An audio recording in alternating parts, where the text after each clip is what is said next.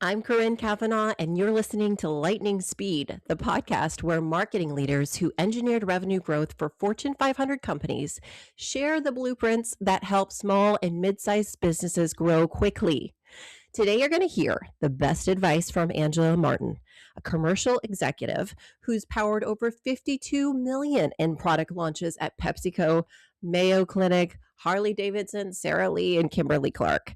If you're trying to move your CPG or healthcare business out of hustle mode and build a real commercial flywheel, one where sales, marketing, and product are finally pulling in the same direction, Angela is going to show you exactly how to do it.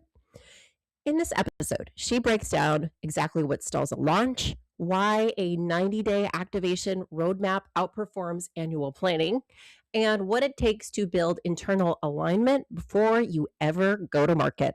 Let's go.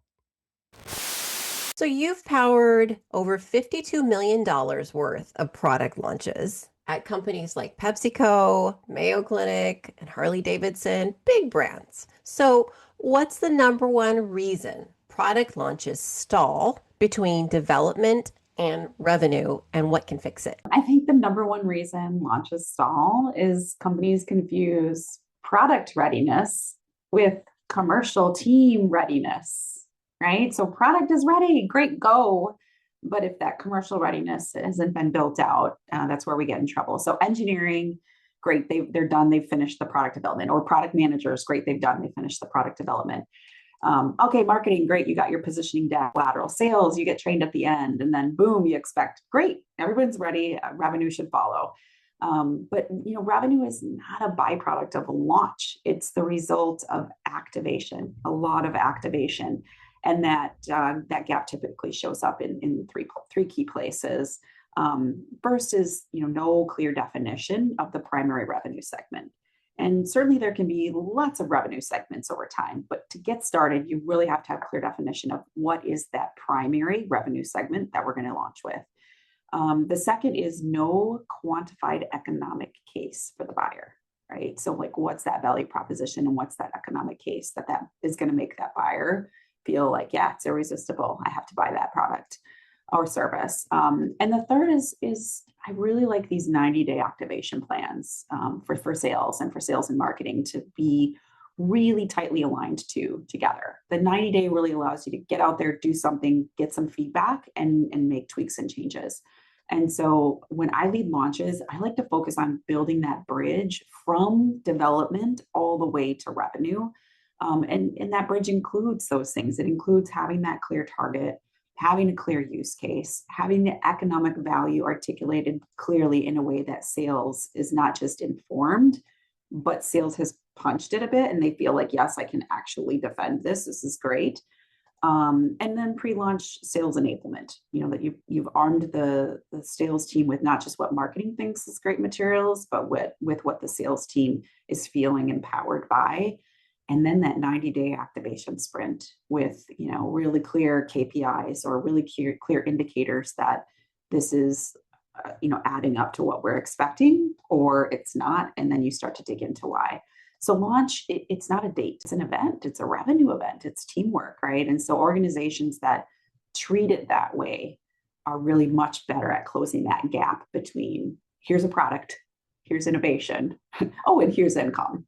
Kind of following that. They're able to close that gap and then the income comes much faster.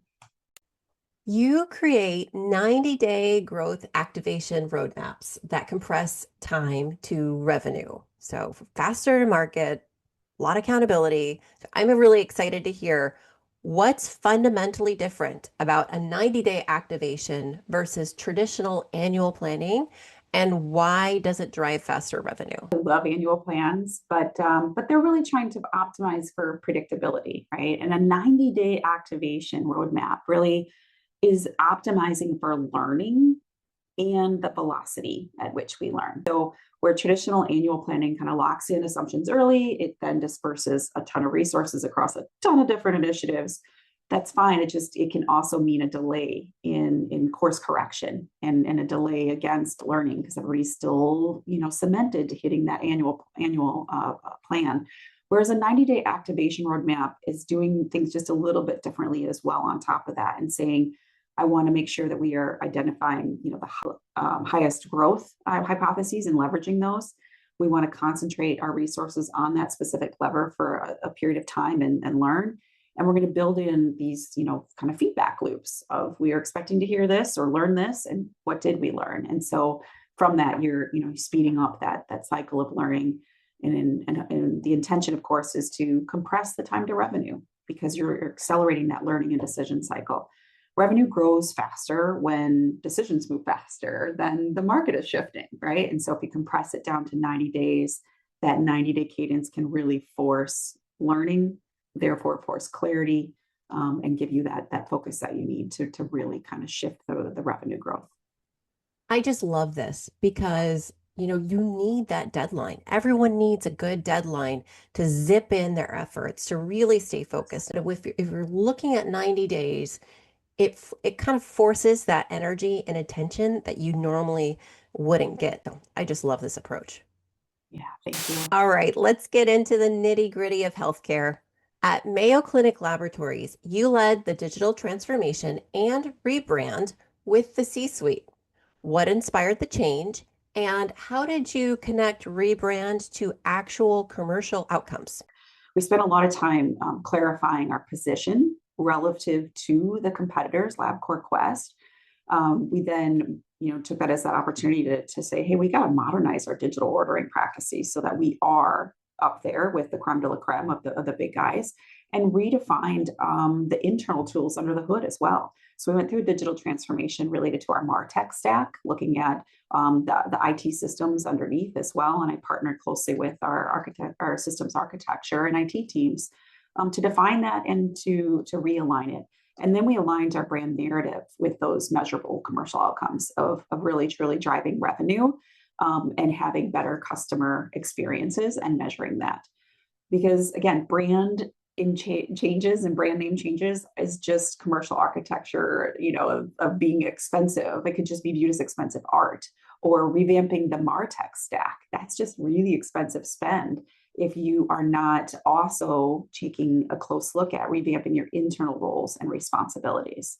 So what we did was really map that brand promise very directly to, simplified access for our customers, physician decision confidence, as well as the executive C-suite of these big health systems, kind of seeing that our tools are top of the line, our brand is top of the line, and being able to get to that clear value architecture, and be able to articulate that. And the goal wasn't about awareness, right? We already had a ton of awareness as Mayo Clinic. It was truly the revenue conversion by having better clarity, better tools, better access, and a brand that really stood for, for confidence and for trust, like Mayo Clinic does. I love that you took the time to reduce the friction, right? That with the customer experience. And so working on that under the hood stuff within the company, right? Like once we get an order, how do we make this best in class?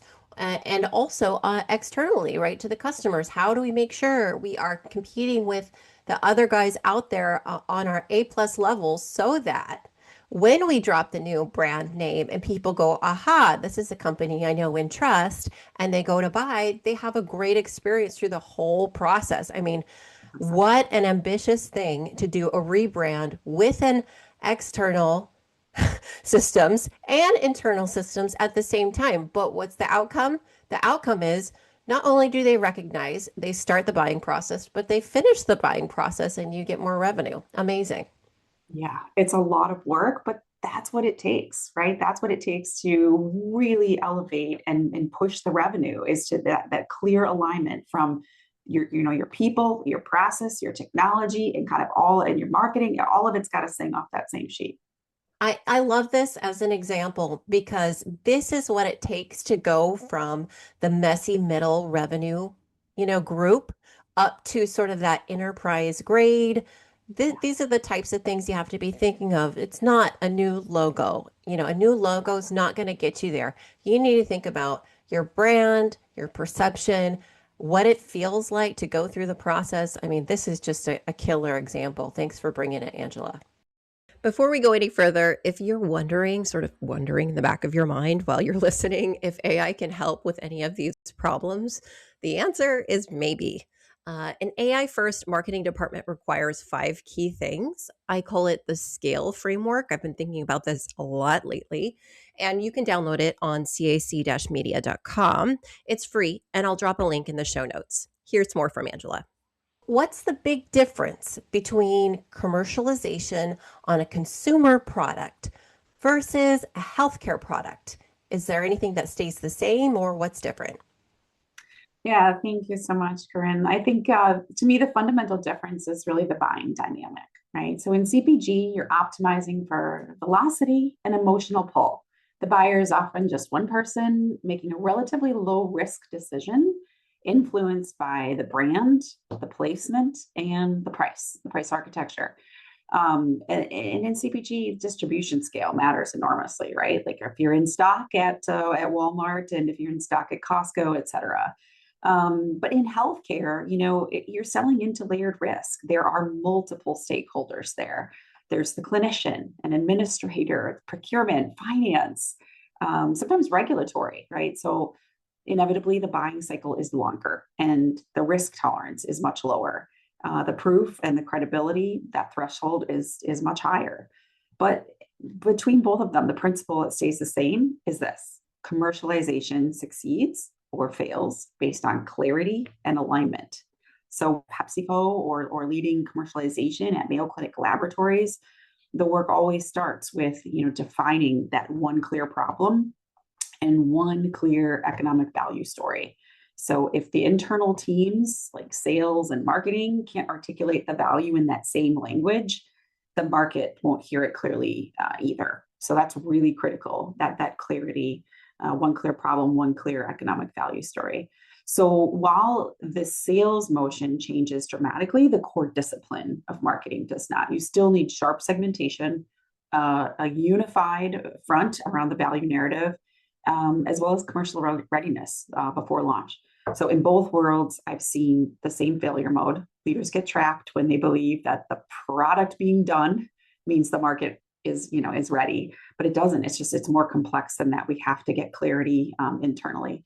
And the constant across industries is, revenue accelerates when the organization aligns behind one clear economic story, a defensible value story. And sales and marketing are singing from that same sheet of music. I love that one defensible value story because it is so easy to go, but we have this and we have that and we have this. And you want to talk about the top 3 things or the top 5 things. And you really just need to narrow it into one thing that everyone's talking about. Sure, if a customer asks you or is asking for something else, you can address that in a different way, but just on that same sheet. That makes sense. At PepsiCo, you launched a new brand into Costco, despite being told it couldn't be done. It's true that most large organizations move really slowly and they tend to kill innovation. We've heard this before. So in this case, what did you do differently that let you move fast? Yeah, yeah. No, this one was fun. The large organizations moving slowly. I think sometimes it gets this bad rap that it's like, oh, it's because my people are, lacking effort. And, I think that's not necessarily true. I think they move slowly because of ambiguity. And the larger the organization gets, inherently it's the telephone game. There's more ambiguity and ambiguity creates friction. So, in this situation, we were blessed to be, solely focused on Costco as an account, right? And so in that situation, yes, the opportunity was dismissed as too complex and unlikely to succeed because good luck getting a product to the market, specific to Costco within a big company like PepsiCo. PepsiCo's got too many other initiatives going on. But what I really just tried to focus on is removing that ambiguity so that, your project gets moved along because it's really crystal clear what you're trying to do. So we started by defining non-negotiables. We really listened to the customer. We did a lot of intense, focus groups around Costco specifically as the buying group, as well as Costco specifically, like who shops Costco and what they're looking for. We narrowed the scope to a highly specific test. We launched just one product with 2 different flavors inside. And we built internal coalition early, right? So I did a lot of internal pitching just to make sure people understood what we were doing and why it was important, not just I'm creating a new product dedicated to Costco to add more to your plate, but hey, did you know the storyline that we're at risk of getting kicked out of Costco if we can't do this? And that Costco is actually a really big player for the overall PepsiCo story that contributes this much percent. So pitching a little bit internally as well. And then going to the retailer and having that story buttoned up to the retailer that we've done our homework. We met with your consumers who shop Costco specifically. We've got a risk mitigated data case, not just a pitch deck. And so all of that adds up to a bit of precision. And so speed, I think at scale really comes from that diligence and that precision. So when stakeholders understand the risk, they understand the upside, they understand the boundaries clearly, and there's less ambiguity, decisions can accelerate. So for us, the lesson wasn't, pushing harder or pushing louder. It was about structuring the decisions in a way that it became easier to say yes. You were promoted to lead a $250 million business unit at Cantel after just 8 months in the role and in that industry. So most people take years to earn that kind of trust. So what did you deliver in those first 8 months that proved you could run a $250 million business? I think, trust I find accelerates when uncertainty is going down. Uncertainty is decreasing, right? So you kind of come in and it's like, oh, everything's uncertain, but the trust starts to accelerate when you're, steadfast on reducing people's uncertainty about the market and about how our business unit is going to perform. And so, in those first 8 months, I really focused on the voice of the consumer and gathering, the voice of the consumer. I'll never forget my superior had said, okay, we're ready. We need a talk track. I need you to get a talk track to sales. And I said, okay, sounds good. We're going to get a listening track first. We need to understand the voice of the customer. This focus on ambulatory surgery centers and needing the business needing to be successful with them was new. We were great at hospital, not so sure about ASC, hadn't been doing very well. And so I needed the insights. I needed the insights in order to drive the strategy to then drive the tactics, right? And so from there, getting those insights from the voice of customer, it was easier to then decide what the strategy is, get a rapid clarity around the business model, and then getting really clear about the trade-offs. Be very transparent about the trade-offs. This is the approach, but here are the trade-offs. Not going to take a 20% price decrease on our products across the board. I think that's a good thing, but the trade-off is going to be, hey, need some investment over here because in order to not take a 20% decrease, we're going to arm the sales team with some tools that are going to really help tell our efficiency story. And then also just ownership of difficult decisions, right? So like, I know it's a difficult decision. I've thought about it this way, and this way. Here's what I would recommend, right? And kind of being transparent around that. So for me, it's not about trying to look impressive. It's just more about acknowledging what the risks are and reducing that for the executive team. I like to clarify performance drivers. Here's what I think is going to make a business perform, and make the priorities really explicit. This is our strategy. These are our tactics, but these are the priorities. And like I said, communicating those trade-offs early. So I think that when leaders feel that the business is more predictable and they feel aligned to the strategy, then the trust really follows. I think one of the things you said that's so interesting here is it's a cream rises to the top situation, right? When you say, I'm making these decisions based on ABC and I thought through them and I take full responsibility, that is really hard to find in marketing leadership. And that is the difference between a marketing executor and that CMO level person that says, we've done the listening, we've done the discovery needed. I see the problem. I know the problem. I'm taking responsibility for the outcome. And lo and behold, when you have someone like you who does that, you start to see the revenue growth because they're not just thinking about, oh, okay, I got this many impressions or we reached this many people. No, that's not the goal. And that's kind of the difference between that CMO level thinking and execution and responsibility and your technicians. So good on you. Thank you. 100%. Totally agree with you. It can't just be about the impressions, right? We have to be cognizant of how we grow that business. That was fantastic. A few things I want you to take away from what Angela just shared. Revenue is not a byproduct of a launch. It's the result of activation. So have your ducks in a row before the launch. As much as you want to just get it out there, you need to prepare.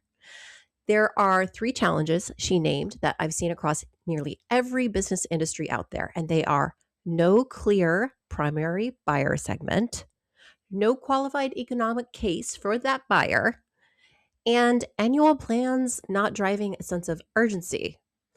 Those 3 issues are often why launches don't go as well as you hope, especially if you have a really great product. Another thing she brought up is that no matter if it's healthcare or consumer packaged goods, the missing ingredient is that one clear economic value story. We call it the EVS. Once you get that right, and sales and marketing are actually singing off that same sheet of music, revenue accelerates. If this episode gave you something useful, please share it with a founder or a CEO friend. And I would love it if you would subscribe to Lightning Speed so you don't miss what's coming next. I'm Corinne Cavanaugh. This is Lightning Speed.